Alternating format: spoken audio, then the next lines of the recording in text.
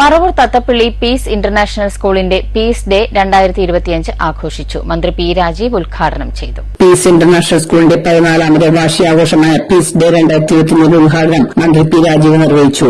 വിദ്യാഭ്യാസം എന്നുള്ളത് കേവലം ഒരു വിഷയത്തിനകത്ത് പഠനമല്ല, ഒരു മനുഷ്യനാക്കുന്ന പ്രക്രിയയാണ്.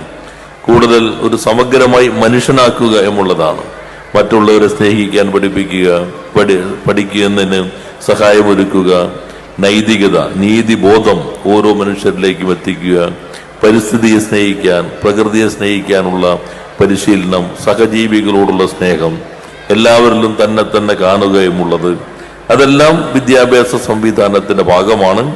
എങ്കിൽ മാത്രമേ ശരിയായ പീസ് സമൂഹത്തിലും മനുഷ്യരിലും ഉണ്ടാവുകയുള്ളൂ. ആ രീതിയിൽ നിങ്ങൾക്ക് ഇനിയുമേറെ മുന്നോട്ട് പോകാൻ കഴിയട്ടെ എന്ന് ആശംസിക്കുന്നു. സ്കൂൾ ചെയർമാൻ നൂർ മുഹമ്മദ് നൂഷ അധ്യക്ഷത വഹിച്ചു.